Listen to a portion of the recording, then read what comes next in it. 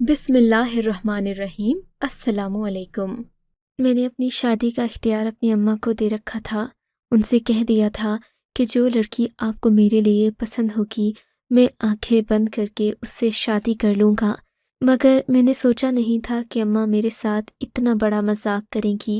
शादी की तकरीब में निकाह के वक्त मुंह दिखाई के लिए जब मुझे अपनी दुल्हन का चेहरा दिखाया गया तो मेरे सारे अरमानों पर पानी फिर गया। मैंने उसे देखा तो लगा जैसे मेरा दिल मुरझा गया है। मैं खुद को कोसने लगा कि मैंने ये किस औरत से शादी कर ली है। उसका चेहरा तो किसी मरीज की तरह लग रहा था, जबकि मैं फूलों जैसा हुस्न रखने वाली एक लड़की के इंतज़ार में अपनी ज़िंदगी के इतने साल सब्र करता रहा। अम्मा के इस इंतखाब पर मुझे गुस्सा भी आया, लेकिन अब क्या कर सकता था, मेरा निकाह हो चुका था। सारी शाम मैं अपने दोस्तों के साथ मसरूफ़ रहा। रात को मेरा दिल न किया कि मैं वापस अपने घर जाऊं और अपनी दुल्हन का चेहरा भी देखूं। मेरे दोस्तों को भी मेरे दुख का इल्म हो चुका था। वो जान गए थे कि मैं इस कदर परेशान क्यों हूँ। सारी रात बाहर गुजारने के बाद जब मैं घर वापस आया तो फजर की आज़ान हो रही थी। मैं जानता था कि वो इस वक्त सो चुकी होगी। मैं उसका चेहरा देखे बगैर ही घर से वापस ऑफिस के लिए निकलना चाहता था। वापस आकर मैं सो जाता और यूं पूरा दिन कट जाता। लेकिन याद आया मेरी शादी हो चुकी थी और शादी के सिलसिले में मैं 15 छुट्टियां भी ले चुका था। अब ऑफिस किस वजह से जाता, सब लोग मेरा मजाक उड़ाते। थके कदमों से अपने कमरे में दाखिल हुआ तो देखा वो अभी तक मेरा इंतज़ार कर रही थी। उसे देखकर बजाय मोहब्बत के मेरे दिल में गुस्सा भरने लगा। किस कदर ढीठ औरत है, जब ये जानती है कि मैं इसे पसंद नहीं करता तो क्यों मेरा इंतज़ार कर रही है। ये बात मैंने अपने मुंह से भी बोल दी। उसकी आंखों में लाल डोरे उतरने लगे, फूट फूट कर रोने लगी और बोली, इस सब में मेरा क्या कसूर है? आप मुझसे ऐसे क्यों हैं? आपकी वालिदा मुझे नाज़ों से ब्याह कर लाई थी। अगर मैं आपको पसंद नहीं थी तो आप मुझे बता तो देते, और अगर नापसंद हूँ भी तो मुझे वजह तो बताएं ताकि मैं खुद में बेहतरी ला सकूं। वजह? क्या तुम्हें अपनी शक्ल नज़र नहीं आती? तुम जैसी बदसूरत औरत मैंने अपनी ज़िंदगी में नहीं देखी और आज मुझे उसी से शादी करना पड़ रही है। मेरी बात पर वो यकदम खामोश हो गई। बताओ, तुम कुछ कर सकती हो? अपना चेहरा बदल सकती हो? नहीं ना? तो फिर चुपचाप मेरी जान छोड़ दो। आइंदा मेरे कमरे में आने की कोशिश न करना। अम्मा तुम्हें ब्याह कर लाई हैं, अब उन्हीं के साथ रहो। मुझे तुम्हें कोई दिलचस्पी नहीं। बल्कि अगर तुमने मुझे ज़्यादा तंग किया तुम्हें तुम्हारे माँ बाप के घर छोड़ आऊँगा। ये कहकर मैं गुस्ल खाने में घुस गया, वज़ू किया और नमाज पढ़ने के लिए जाए नमाज बिछा दी। मैं ये भी भूल गया था कि सूरतें बनाने वाली सिर्फ़ और सिर्फ अल्लाह की ज़ात है। मगर मेरा दिल पत्थर हो चुका था। मगर मेरा दिल पत्थर हो चुका था। मैंने समन को आंख भर कर भी न देखा और नमाज के बाद अम्मी के साथ बातें करने बाहर चला गया। मेरा दिल चाह रहा था कि उन्हें चीख चीख कर बताऊं कि इन्होंने मेरे साथ क्या जुल्म किया, मगर मैं खामोश रहा। यहाँ तक तो ठीक था। नाश्ते की मेज़ पर जब समन आई, अम्मा ने उसे देखा तो मेरी तरफ शिकायती नज़रों से देखकर कहने लगीं, बेटा, क्या तुमने समन से कोई बात नहीं की? इसकी आंखों में लाली कैसी है? लगता है रात भर सोई नहीं। लड़कियों को रुखसती के वक्त अपना घर छोड़ने का गम होता है। तुम्हें इसका गम बटाना चाहिए था।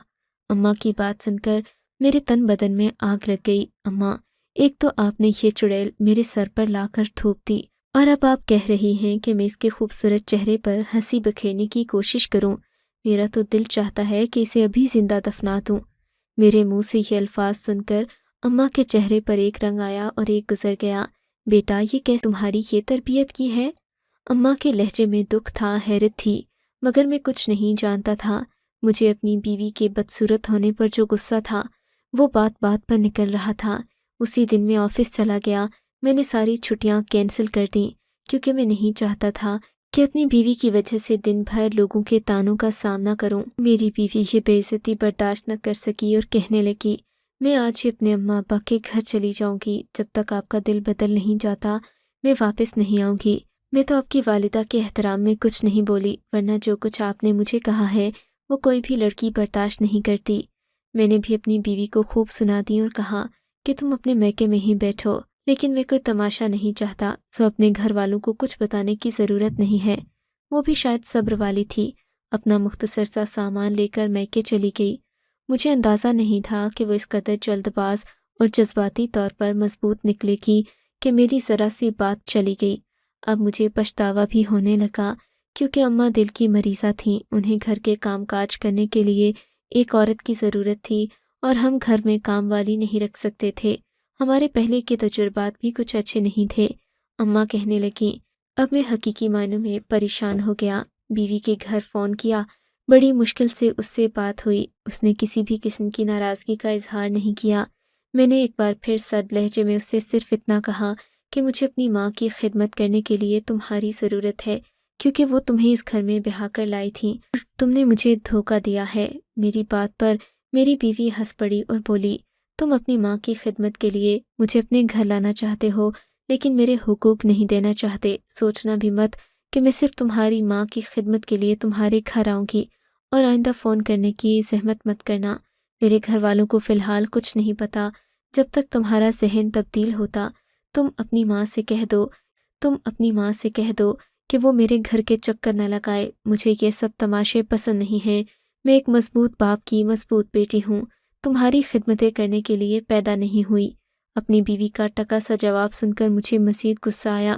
ایک تو شکل و صورت ایسی، اوپر سے مزاج آسمانوں پر۔ میں نے بھی سوچ لیا کہ میں دوسری شادی کا انتظام کروں گا اور پھر اماں کو اپنے دوسرے نکاح کے بارے میں بتا دوں گا۔ اس کے بعد میری بیوی چاہے تو مجھ سے طلاق لے لے اور چاہے تو میرے نام پر بیٹھی رہے۔ میں بھی کسی ایسی لڑکی کو اپنی زندگی میں شامل کرنے کی جدوجہد نہیں کر سکتا تھا جو ایک تو کم صورت ہو اور پھر اس کے مزاج بھی ایسے ہوں کہ کوئی اس سے بات کرنا بھی گوارا نہ کرے۔ میں نے اپنے 2-3 دوستوں سے اس بات کا ذکر کیا۔ میرا ایک دوست کہنے لگا، تمہیں اس طرح کی بیوی کہیں نہ ملے گی، ابھی شاید تمہیں اس کی خوبیوں کے بارے میں معلوم نہیں ہے۔ میرے دوست نے یوں کہا جیسے غلطی سے اس کے منہ سے نکل گیا ہو۔ میں اس کی بات پر اس کا منہ تکنے لگا۔ کیسی باتیں کر رہے ہو؟ تم اسے کیسے جانتے ہو؟ یہ تو میں تمہیں ابھی نہیں بتا سکتا، وقت آنے پر ہی بتاؤں گا، لیکن خدا را تم مجھ پر شک نہیں کرنا۔ ہاں، میں تم سے وعدہ کرتا ہوں کہ جس دن تم اسے اپنی خوشی سے اپنے گھر لے کر آؤ گے تو میں تمہیں ایک انتہائی دلچسپ واقعہ سناؤں گا، جس کے بعد تم اپنی بیوی کے گرویدہ ہو جاؤ گے اور کبھی اس سے لڑائی نہ کرو گے۔ لیکن شرط یہ ہے کہ تم پہلے اسے گھر لاؤ، اسے مناؤ اور اس سے صلح کرو۔ اپنے دوست کی یہ بات سن کر مجھے عجیب بھی لگا اور بہت حیرت بھی ہوئی، حالانکہ وہ تقریباً 45 سال کا ایک پختہ عمر کا آدمی تھا، اور میں نے اس کے منہ سے کبھی کوئی ایسی بات نہ سنی تھی جسے میں نازیبا کہتا۔ میری بیوی کو بھی وہ دور دور تک جانتا ہی نہیں تھا، پھر وہ یہ بات کیسے کہہ سکتا تھا کہ میں اپنی بیوی کو کھو کر پچھتاؤں گا، اور یہ کہ وہ بہت نیک کردار کی مالک ہے۔ بہرحال میں اس سے بحث نہیں کر سکا، وہ مجھ سے عمر میں بڑا تھا اور اس کی پوزیشن۔ میں گھر آ کر اس معاملے میں سوچنے لگا۔ رات کے تقریباً 11-12 بجے تھے۔ میری بیوی کو میکے گئے ہوئے ایک ہفتہ گزر چکا تھا۔ میرا دل چاہتا تھا کہ میں اسے جا کر لے آؤں، پھر اس کی صورت یاد آتی تو سوچتا کہ بعد میں پچھتانا پڑے گا۔ ساری عمر کا فیصلہ ہے، ایسا تو نہیں کر سکتا کہ جذبات میں آ کر اس سے معافی مانگ لوں اور اسے گھر بھی لے آؤں۔ بہرحال اسی کشمکش میں تھا کہ مجھے دیوار کی ایک طرف سے کسی کے پھلانگنے کی آواز آئی۔ میں نے لان کی طرف دیکھا تو ایک خوبصورت کومل سی لڑکی دیوار کے پاس ہاتھ جوڑے بیٹھی تھی اور اس کا وجود تھر تھر کانپ رہا تھا۔ وہ اپنی آنکھیں گھما کر کبھی اوپر دیکھتی، کبھی دروازے کی طرف دیکھتی اور کبھی سامنے دیکھتی۔ میں ایک لڑکی کو رات کے اس وقت دیوار پھلانگتے اندر آتا دیکھ کر سخت حیران ہوا اور جلدی سے اس کے پاس پہنچا۔ دیکھا تو وہ بری طرح کانپ رہی تھی۔ اس نے اپنا چہرہ گھٹنوں میں چھپا رکھا تھا اور وہ مجھ سے مدد کی درخواست کر رہی تھی۔ خدا کے لیے مجھے بچا دو، میں تھوڑی دیر کے لیے یہاں آئی ہوں، میرے پیچھے غنڈے پڑ گئے تھے، ان لوگوں سے بڑی مشکل سے جان بچا کر یہاں آئی ہوں، تو مجھے فجر تک پناہ دے دو، میں یہاں سے چلی جاؤں گی، مجھے خطرہ ہے، وہ لوگ باہر کھڑے میرا انتظار نہ کر رہے ہوں۔ یہ کہتے ہوئے وہ اپنے بال درست کرنے لگی۔ میں اس کی لمبی گھنیری زلفیں دیکھ کر ایک لمحے کے لیے ساکت سا ہو گیا۔ رات کے اس خوبصورت ماحول میں وہ اور بھی حسین لگ رہی تھی۔ اسے کوئی دیکھتا تو یہی سوچتا کہ آسمان سے کوئی پری اتری ہے۔ چاندنی میں اس کا حسن اور بھی کھل گیا تھا۔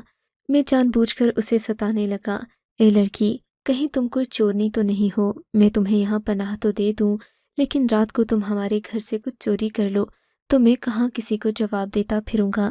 میرے گھر میں ایک اماں ہیں، وہ تو میرا کلیجہ چبا جائیں گی، کیونکہ گھر میں قیمتی سامان رکھا ہے، اس سے پہلے بھی ایک کام والی چوری کر کے لے جا چکی ہے، کہیں تم بھی اس کی کوئی رشتہ دار تو نہیں ہو؟ میری بات پر وہ خوفزدہ ہو کر مجھے دیکھنے لگی۔ ایسی کوئی بات نہیں ہے صاحب، میں تو یہاں سے گزر رہی تھی کہ میرے پیچھے کچھ غنڈے پڑ گئے۔ شریف گھرانے کی لڑکی ہوں، پڑھی لکھی ہوں، تعلیم یافتہ ہوں، ایک یونیورسٹی میں پڑھتی ہوں۔ آپ مجھے ایسا نہ سمجھیں، بس مجبوری کے تحت یہاں آ گئی ہوں۔ آپ صبح تک مجھے پناہ دے دیں، میں فجر کی اذان ہوتے ہی یہاں سے چلی جاؤں گی۔ اچھا، ایسی بات ہے تو تم رک جاؤ، لیکن میں تم پر بھروسہ نہیں کر سکتا۔ میں ساری رات تمہارا پہرا دوں گا، اگر تم یہاں سے ایک قدم بھی ہلی تو اچھا نہیں ہوگا۔ میں نے اسے مصنوعی طور پر ڈراتے ہوئے کہا۔ اس کے سامنے لان میں کرسی بچھائی اور سگریٹ سلگانے لگا۔ وہ مجھے دیکھنے لگی، میں بھی وقفے وقفے سے اسے دیکھتا رہا۔ جب مجھے لگا کہ زمین پر بیٹھے وہ تھک گئی ہے تو اسے ساتھ موجود کرسی پر بیٹھنے کا اشارہ کیا۔ اس نے میری بات کو جواب نہیں دیا اور وہیں بیٹھی مجھے ہرنی جیسی آنکھوں سے تکتی رہی۔ نہ جانے کیوں مجھے اس میں ایک عجیب سی کشش محسوس ہو رہی تھی، مگر میں خود کو الجھانا نہیں چاہتا تھا۔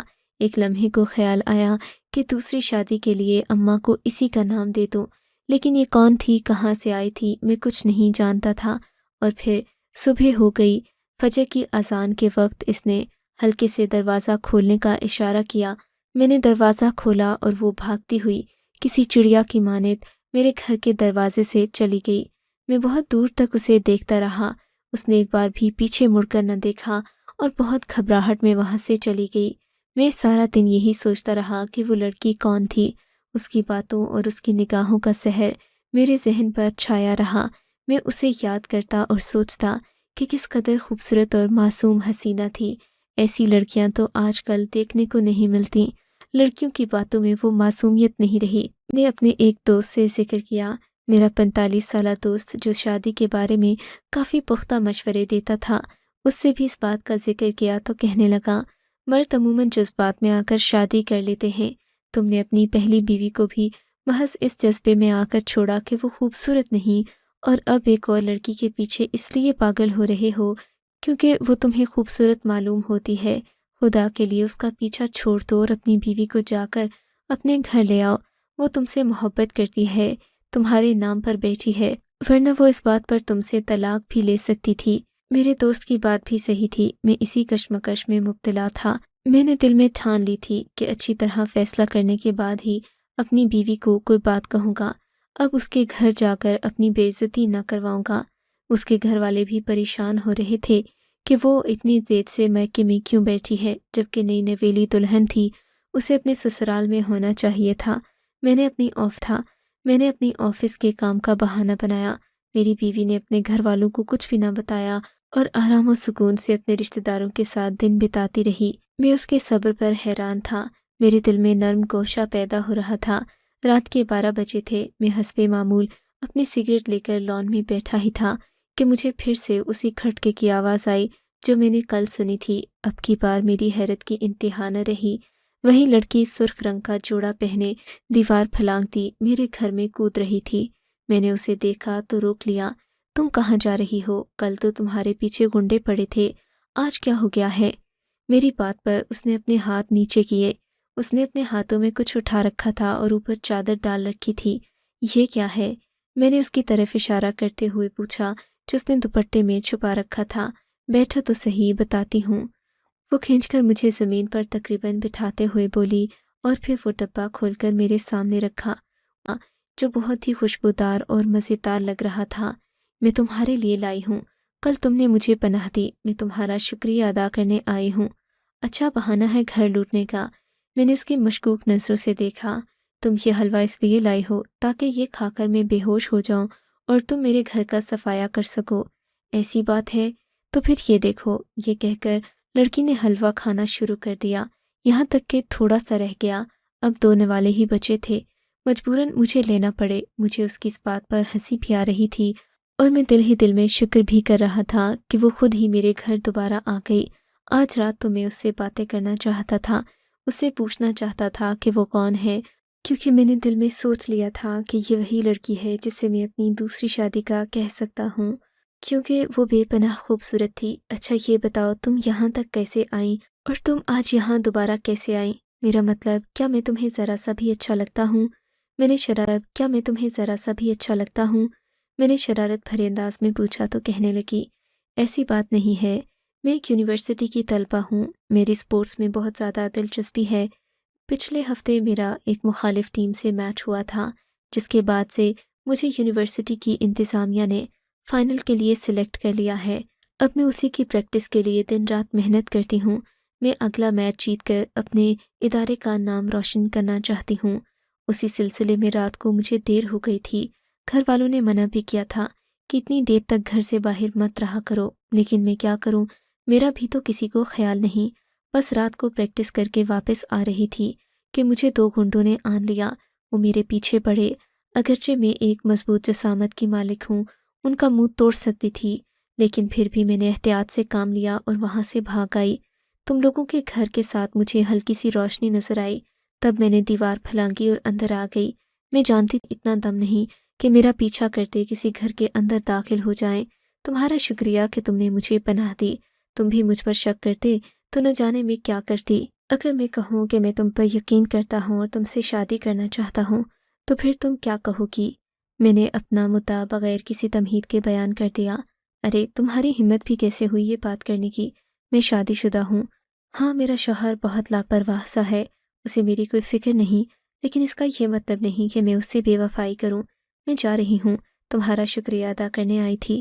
دراصل میں بہت بے خوف سی ہوں، تمہارا شکریہ ادا کرنا چاہتی تھی کیونکہ تم نے میری مدد کی، لیکن اس کے علاوہ میں اور کچھ نہیں کہہ سکتی۔ یہ کہہ کر وہ دیوار پھلانگنے لگی تو میں نے دروازہ کھول دیا۔ تم دوبارہ بھی یہاں آ سکتی ہو، میں تمہارا انتظار کروں گا۔ ہم کچھ اور نہ صحیح دوست تو بن ہی سکتے ہیں، میں نے مایوسی سے کہا۔ سچ تو یہ ہے کہ میں اس سے شادی کرنا چاہتا تھا، اسے اپنا دل دے چکا تھا اور اپنی بیوی سے جان چھڑانا چاہتا تھا، لیکن میری قسمت میں ویسی خوبصورت لڑکی کہاں؟ میری نصیب میں تو وہی چڑیل تھی جس سے اماں نے بغیر دیکھے میرا رشتہ باندھ دیا تھا۔ میں مکمل مایوس ہو ہی چکا تھا، لیکن اگلے دن وہ پھر میرے گھر آ گئی۔ اب کی بار میں نے اس کے لیے دروازہ کھول دیا کیونکہ اس نے ہلکے سے دروازے پر دستک دی تھی۔ شاید وہ جانتی تھی کہ میں باہر بیٹھا اس کا انتظار کر رہا ہوں۔ مجھ سے آخری ملاقات کرنے آئی تھی۔ اس کے مطابق میں اسے اچھا لگا تھا اور وہ بھی مجھے پسند آئی تھی، تو ایک آخری ملاقات تو بنتی تھی۔ اس نے مجھے باتوں باتوں میں مشورہ دیا کہ میں بھی اچھا کھلاڑی بن سکتا ہوں اور ایسے ہماری ملاقاتیں بھی بڑھ جائیں گی۔ رات کے اندھیرے میں وہ مجھ سے ملنے نہیں آ سکتی کیونکہ یہ سب اصول کے خلاف ہے۔ یہ کہہ کر وہ باہر جانے کی بجائے اندر والے کمرے میں جانے لگی۔ تم کہاں جا رہی ہو؟ میں نے حیرت سے پوچھا۔ اندر جا رہی ہوں، میرا ہی تو گھر ہے یہ، اور اب تو میں تمہیں پسند چادر چہرے سے ہٹا دی تو میں اسے پھٹی پھٹی نظروں سے دیکھنے لگا۔ وہ کوئی اور نہیں، میری اپنی ہی بیوی تھی جس کے چہرے پر شرارتی مسکراہٹ تھی، اور یہ منظر اس وقت مجھے کسی خواب سے کم نہیں لگ رہا تھا۔ لیکن سمن، تمہارے چہرے پر تو… میں کہتے کہتے رک گیا تھا۔ میری بیوی کا بیمار چہرہ میری نگاہوں کے سامنے آ گیا۔ شاید یہ کسی بیماری ہی کا نتیجہ تھا۔ بعد میں سمن نے بتایا کہ وہ ایک اچھی کھلاڑی رہ چکی ہے۔ یونیورسٹی میں اس نے کئی میچز کھیلے ہیں، لیکن پچھلے دنوں ایک ٹورنامنٹ میں حصہ لینے کی وجہ سے اسے پورا مہینہ محنت کرنا پڑی۔ وہ دھوپ میں چلتی پھرتی اور پریکٹس کرتی رہی، اس وجہ سے اس کے چہرے پر جلن کے آثار موجود تھے۔ سمن اپنی یونیورسٹی کی ایک قابل طالبہ تھی۔ شادی سے پہلے بھی اس نے میچ کھیلنا نہیں چھوڑا۔ اپنی بیماری میں بھی وہ جاتی رہی تاکہ اپنے ادارے کا نام روشن کر سکے۔ یوں اس کی شادی کے دن قریب آ گئے۔ اس کے زخموں کی تکلیف بڑھ نہ جائے اس لیے اس نے اپنا میک کرنے دیا اور سادہ چہرے کے ساتھ ہی رخصت ہو کر میرے گھر آ گئی۔ جس نے بھی اسے دیکھا نفرت کا اظہار کیا، مگر سب بھول گئے کہ یہ اس کی محنت کے نشان ہیں۔ جب میری طرف سے اسے نفرت کا اظہار سننے کو ملا تو اس نے خود پر دھیان دینا شروع کیا، اپنا علاج کروایا۔ گھر میں آرام کرنے کے بعد اس کی جلد کا رنگ نکھر آیا اور بیماری زور پکڑنے سے پہلے ہی اس کے چہرے سے غائب ہو چکی تھی۔ اب وہ پہلے کی طرح تر و تازہ جلد کی مالک بن چکی تھی۔ مجھے اس کی ہمت اور حوصلے پر حیرت بھی ہوئی، اور میں یہ تو جانتا ہی نہیں تھا کہ میری بیوی یونیورسٹی کے زمانے سے بڑی مقبول تھی۔ میرا دوست منظور حسین بھی اسے اسی حوالے سے جانتا تھا کیونکہ وہ ایک فٹنس کوچ تھا۔ وہ میری بیوی کی کئی خوبیاں جانتا تھا جس میں خوبی اس کا اعلیٰ کردار بھی تھا، کیونکہ کھیل میں لڑکے بھی عموماً شامل ہوتے ہیں، لیکن میری بیوی نے ہمیشہ اپنا دامن بچائے رکھا اور کبھی اپنی شہرت کا غلط فائدہ نہیں اٹھایا۔ آج میں اپنی بیوی کے ساتھ ہنسی خوشی زندگی گزار رہا ہوں۔ مجھے خود پر افسوس ہے کہ میں نے اس کی وقتی بیماری کو اس کی بدصورتی سے تعبیر کر کے ہمیشہ کے لیے اپنا آپ اس کی نظروں میں گرا دیا۔ اب میں ساری زندگی سے خوش رکھنا چاہتا ہوں۔ آپ ہی بتائیں، میں اپنے پہلے رویے۔ آپ کو اگر یہ کہانی اچھی لگی ہے تو اس ویڈیو کو لائک کیجیے اور اس طرح کی مزید کہانیاں سننے کے لیے ہمارے چینل کو ضرور سبسکرائب کیجیے۔ کہانی سننے کا شکریہ۔ آپ سے ملاقات ہوگی اگلی ویڈیو میں، تب تک کے لیے اللہ حافظ۔